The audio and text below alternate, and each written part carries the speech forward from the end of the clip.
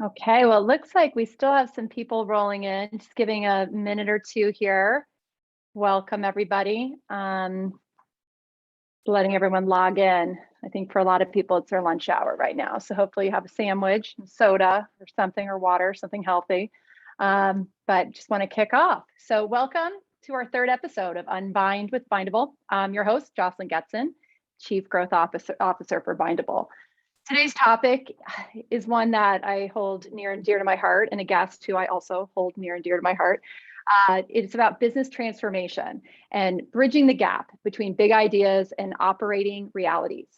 So we all know, especially at this point in the insurtech space specifically, there's endless options of different types of tech, from low code to no code to distribution platforms like Bindable to absolute complete transformations of underwriting, claims. The list goes on. I mean, you could really transform every area of your business if you and you have endless options of the technology that you could explore. So what we're really looking at today on this episode is how to manage that process, and ultimately how to drive change management within your organization so your team actually adopts the new processes that you just invested and spent all this money on and are very excited about, and even where to begin. So we got a lot to tackle, and our expert today is Angie Tuglus, author of Transformable, her new book, which is fantastic, available on Amazon. And Angie's a business transformation expert who has delivered numerous large global cross-functional change initiatives from concept creation all the way through to delivery. So Angie actually began her career in tech startups and later applied her passion for transformation in large corporations undergoing major changes, including Ford Motor Company, Ally Financial, GMAC, where she held executive roles, including COO, CIO, and EVP of product and project delivery. So a fantastic person to be having on as a guest. Angie, welcome. Good to see you. Thanks for having me. Yeah, absolutely. I mean, it's been too long since we've actually been able to meet up in person. I know. So I figured I had to pull you in here, so we actually had a chance to catch up and kind of, as we like to, nerd out a little bit on these different topics. I always love geeking out with you. This is fun. Awesome. Well, so it's before we dive in, I do want to do a little bit of housekeeping. So we have on your Zoom, the audience on your Zoom, you'll see a little Q&A icon, and you can actually submit questions during the podcast. We'll get to them as they come up, and or even comments. We love some participation. So anything that we can do, anything that you want to comment on, feel free to post. And I think really to kick off, I've already put this out here, but it is a fantastic book, Angie. And one of the things that stood out, you have some great illustrations, and you actually drew them, didn't you? Or I did. I had to teach myself how to draw stick figures for it, like good stick figures. I know, like, having worked with you in the past in different capacities, that you are a whiteboarder. So, I mean, it shows well on here and here that you just took it to the next level of actually. Yeah, I kind of have an addiction to drawing things when I'm talking. Like, I'll be the one in the meeting where I'm like, okay, we're talking about this. And I have to have, like, suddenly I'm at the whiteboard, like drawing arrows, pictures, like stick figures, whatever. Well, it's one of those things where, especially when you're tackling complex scenarios and topics, that it's like the more fun you can make it and the more visual, so people can engage and really see what you're seeing. I think it helps level set. So it helped me get it, like, while I'm reading the book, it's like it just kind of puts it into context. So when I'm thinking back to it, I'm picturing the image. So that was a really nice touch. And so kind of diving in, when I was thinking about this topic, business transformation, change management, which is actually something I think a lot about, mostly because I think in our industry, I've been in roles where I'm talking about technology, talking about new opportunities, working with partners who are in the midst of their own revolution of what they want to do with their company, and having conversations around what's it going to take to be in business 2 to 3 years from now. I know at Bindable, when we onboard a new partner, we want to help them grow utilization, help them introduce, all of the tools, and make sure everyone's maximizing. So as we see the insurance industry evolving, that evolution is really accelerated in the last couple of years. In some cases, it's tech like an API. APIs have been around for decades, but we're now just seeing people start to embrace them. There's other, tools to engage customers and really just change the processes, gain efficiencies. So I say all that because it can feel daunting to even like know where to begin and what to focus on, right? It can, Yeah. absolutely. Yeah. And so I'd love to kind of get it, I guess the first question or the core question, which is, how do you define business transformation? It is good to start there because it can be very overwhelming and it's complicated, transformation. So it's when I define transformation as when you're changing your company in a significant way into a future state that your teams have never before experienced. I like that. Okay, so it's something that you're pushing people beyond the way they've maybe even thought about the business before, right? Yes. And the problems that they've been, and how to solve the problems differently or spin it to an opportunity. And it's a material change too, right? When you're talking transformation, it's just not just another project. Yep. So do you feel that that's a collaborative process then? Because if it's pushing your teams, is that something that you see that first opportunity because you're getting feedback or you're hearing about a new technology? Is it this conversation that just sort of is happening that's leading towards, okay, we can do this differently. Let's take our teams to the next level. It can start that way. It can start that way. I mean, you just pointed out really well a minute ago how much disruption there is. And really, if you want to simplify the beginning of your transformation, it's starting with disruption and your current state and really understanding both of them really well. So for instance, like we're talking insurance, right? Suppose you insure autos. At what point in a increasingly interconnected world, with cheap sensors and cheap technology, at what point will the car tell you the damage? Right? Like at what point will buildings tell you their damage? At what point do you have flood sensors that tell you that something's flooding? So, and how does that impact insurance? So that's disruption. So how do you know what's coming down the pipeline when, and what is your competition doing as well? So you need to understand disruption and you need to really have a truly candid understanding of your current state. Like where are you really at as a company? And so those conversations you're talking about, absolutely, it can start that way. But to have really productive ones, you need to make sure you take both those elements into place, and then you create a vision and start taking people on a journey.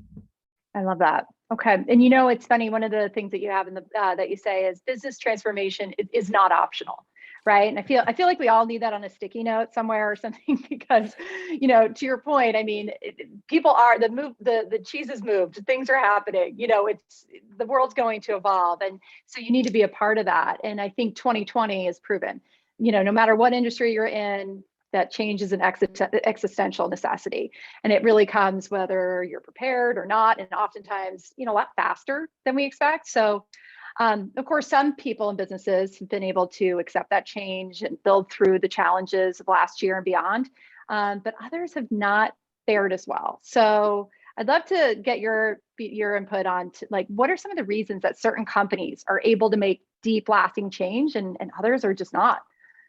Yeah, that's a great question. And there are so many different reasons, but I love to simplify things. So let's super simplify transformation and what makes it successful. Okay. I feel like we need a whiteboard. No, but I do need a whiteboard. Yeah, I haven't yet figured out the perfect tool in video chats to truly whiteboard the way I want.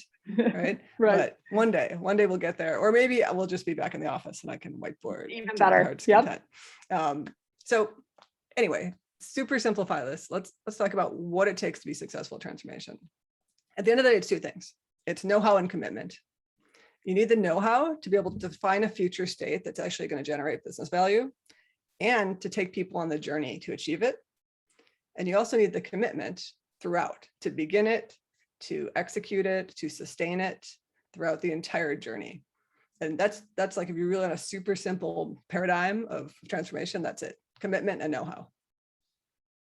Well, that is super simple. I mean, the commitment is the key part. And I think people's levels of commitment or even maybe reasons behind their commitments are different. I feel like if you're a CEO or owner, executive, your commitment is like your passion for your business. And you probably have sometimes where you got to rally the troops and rally the team to really get behind that as well. So their commitment's coming from a place of I would hope kind of a unified front of this is a great opportunity and here's what we have to do. And it gets interesting because they're interconnected, because if you if you don't have good transformation leadership, if you're embarking on one of these audacious things, then you don't necessarily know how to maintain commitment throughout, even if you get it up front. Like, you need good leaders of your transformation team to be actually nurturing that throughout the entire journey to make sure that the organization keeps focus and keeps priority and keeps providing the resources that are necessary and understand when big trade-offs need to be made. And it's funny because when I think about, what feels like some massive projects at times, and of course you can break them down into different projects, but this is a massive overtaking when you're talking about a transformation. And I always think like everyone had a full-time job last year, meaning like we were all busy, and so now this big project, we've decided to undertake this big project as a company. Well, how do I balance that? And so like, what do you recommend a company or like leadership team does to set the stage for pursuing change within an organization, and maybe even divvying up those roles? I mean, is it just, this is now a side of the desk project for this person? Is it a focused team? Yeah, you can't. Right. Like that whole like add on another job to your job never works out. Works out. All right. So maybe at some level, like when you think about if you have a really massive transformation, like you need you're a dedicated leader, you need a dedicated core leadership team. But eventually though, as you're pushing changes throughout the organization, there are going to be people who have day jobs who are then partly doing this. But at the core of your team, you can't say, hey, you're running my insurance claims department, but also you're going to run this transformation, to take our company forward for the next 3 years. Like that just doesn't work. It doesn't work. No matter how people would like to say that it does work, it really doesn't. Right. So are you hiring people at that point? Are you identifying that transformation leader? Are they coming from within? Like what traits are you looking for, I guess, and who's owning it? So for the top leader, you really need to get a good transformation. You need someone who can orchestrate things, who can juggle a lot of things in their head, who not only has the know-how of how you actually execute transformation, but also along the way can be nurturing that commitment, dealing with the fact that you've got deadlines and politics and things being uncovered and budgetary concerns and something else is happening outside in the world and what's going on there and how is that potentially impacting it. So you need an orchestrator at the leader. And you might have one inside, but in all likelihood, you're probably going to hire one from the outside if you have a really big transformation. If you have a smaller one, you can probably find someone within the organization. But after that, though, when you talk about a core leadership team, I have some very strong opinions on that. I believe that, and I actually talk about this in my book. So, anyone who's listening, if you just want, you could just skip to that point and read that part if you want. But let's assume you have a core leadership of say 6 people, and you might have more, you might have less. But in that case, I would say 4 of them should come from the inside and be heavily experienced in whatever the big functional areas you are, but have some of the characteristics that make them better for transformation, that they can take ownership and they're not afraid to try new things and they can push the limits and they can deliver. But then those other 2 people, they need to be experts at how you actually execute programs and transformations. And those are probably going to come from the outside. So a mix. Gives you that balance too, then of, people who might be like anchored to an idea because they've been there a long time and maybe how they're doing it was part of what, they developed it or they've been part of that. And so to either give it up or deviate, you almost need that outside person, I would think, to be a bit of a mediator at times, or a let's pull back and, look at this purely from a strategic level versus making it personal, I would think too. Yeah, and they'll know the pitfalls that might be coming along the way as well, and they can guide the team through those. But on the other hand, some companies might be tempted to fully outsource it, which you can't do either, because who do you have that really understands your current state then? And who's going to take ownership ongoing? And who's going to help understand and connect to the culture of the organization? Yeah, well, and that kind of really leads into a topic, again, that I do think a lot about, which is that change management, and I've encountered this at times, whether it's past companies I've worked for or past partners I've worked with over the years, where, there's a risk in the organization where there's obviously can be a resistance to change. And in a lot of cases, I think it comes from an executive team is sold on an idea, a concept, a strategy, and there can be the people who are actually needing to work with whatever that change is day to day, and they can feel told, not sold. They haven't been sold the big vision pitch necessarily, and so now it's just really just changing like how they've always done it. type mentality. So how do you set the stage for, it's really like a culture of transformation is what you call it in your book, Yeah. but makes sense. Yeah. How do you set Yeah. that stage? So part of it is what we just talked about, is getting some of those right internal leaders on the effort. But then you have your vision story as well. Like, you want to create that great vision that talks about the disruption in the current state that really hits home why you're doing this. Like, what's going on in the world that's happening here? Like, the competition is doing this, the world is trending this way. We need to get here, to be a viable corporation. We need to get here to own the market. We need to get here or we're going to be out of business, whatever it is, whatever the rationale, like, you need that vision story that you're telling people. But let's go to another very simple concept, which at the end of the day, when you talk about change management and bringing people on a journey, first of all, it's very people centric. But more importantly, like, what's holding people back is usually the unknown.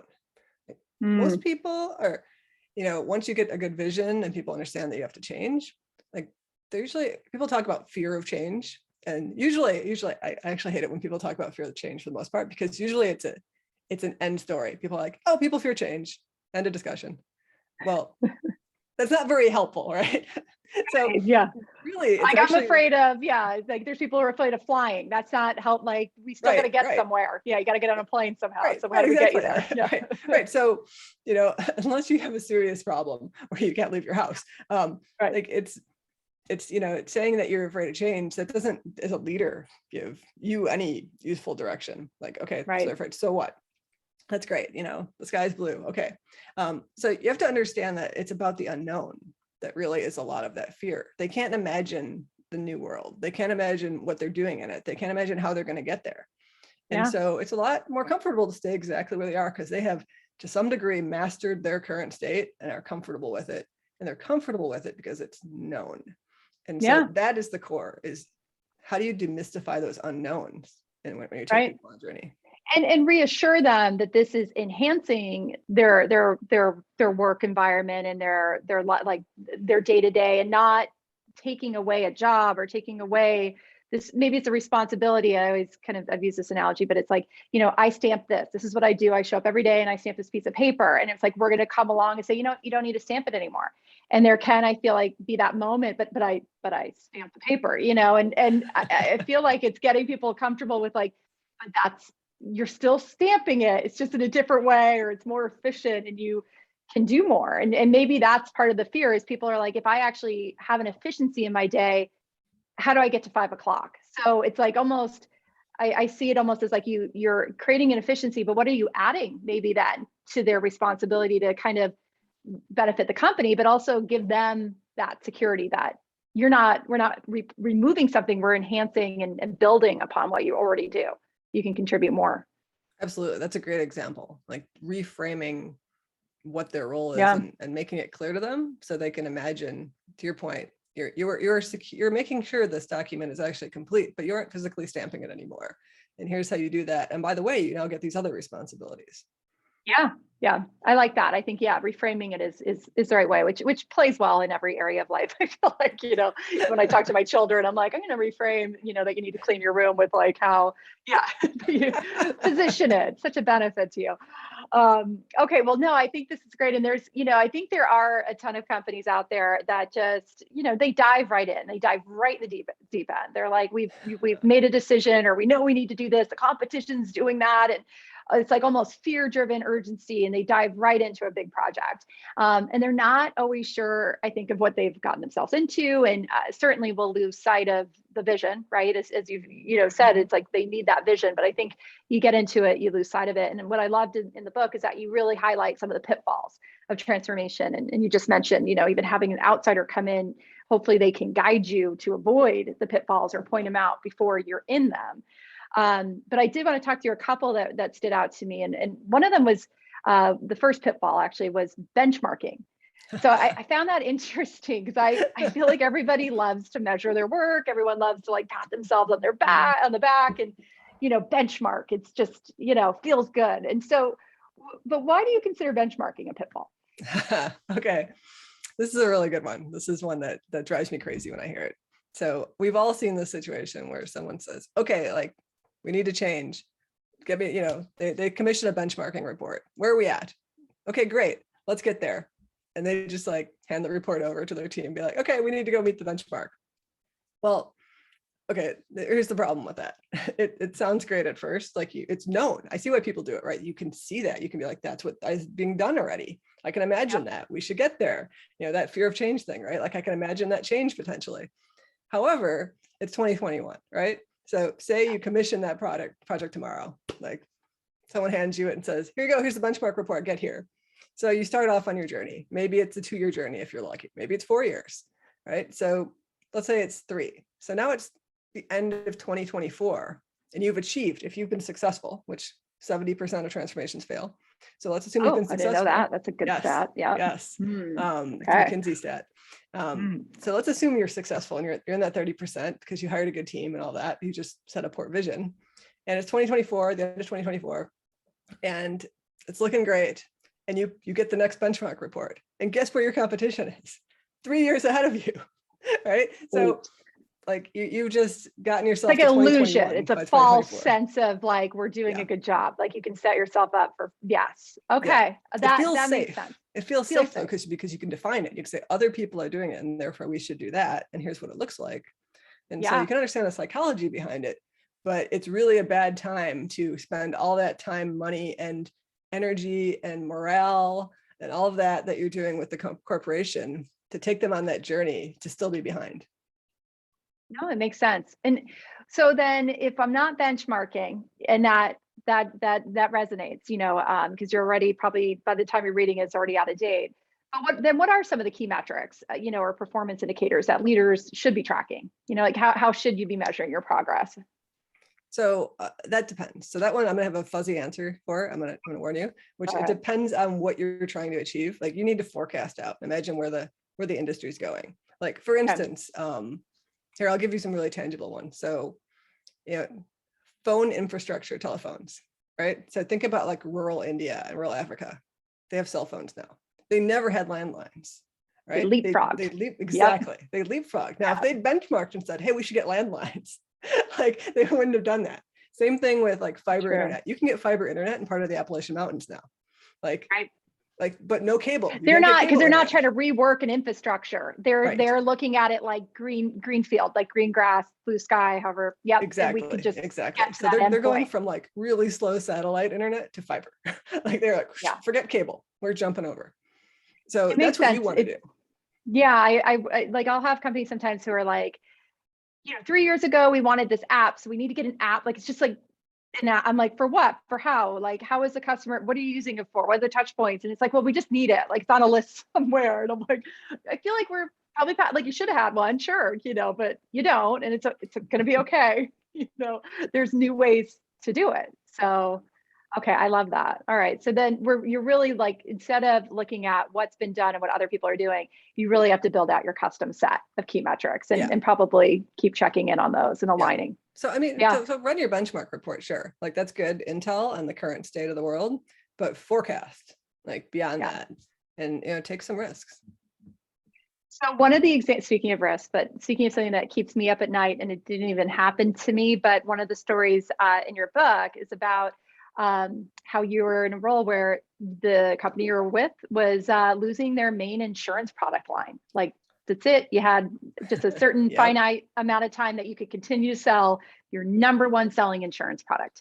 That accounts for the majority of your revenue, which is like a double kind of wow. That's you know, that's kind of terrifying. And in the book, you do talk about how the high level vision was, you know, I mean, super simple. My sarcasm's intended, because it was develop and launch a new product line, new brand, and new customer facing experience. Like, that's all, you know, just completely basically replace. That's it, you know. That's it. Price it, file it with all the states and provinces, no problem. Right? I mean, but that is so much. And, you know, and I think, well, there's two things, and I'll get to the question, but I think one of the things that jumps out at me, first of all, is like, everyone should just get in a position before this happens. And with a hardening market and a lot of insurance lines, just start thinking about this and mapping it out before, you know, God forbid that is something that you have a finite amount of time with. But I guess I'd love to hear like some of the tips on how you navigated that stage of the journey where you got this broad, big vision, and one of the pitfalls, which is, you know, how do you avoid going too deep too soon on a vision? Yeah, that's a really good one. because it's really tempting. You get a vision and everyone aligns and you get commitment and people say, hey, go, your CEO says, go, right? It's really tempting for people just to rush into it and start, building committees and detailed requirements and hiring lots of vendors and just pulling it all together in super detailed form.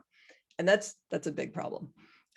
In all likelihood, if you ever walk into a program where you hear about a transformation that was supposed to be 18 months and then it became 24 and then it became 48 and then it became it never longer, happens. Yeah. right? Oh no, never, Yeah. never, right? Never, Usually this is one of the most common pitfalls that happen to them is they just dove into the details and no idea what they're doing and they're just churning and they have no idea they're down there. So here's what I recommend is first, we already talked about, getting your current state and your disruption figured out and getting your vision that you can tell people about.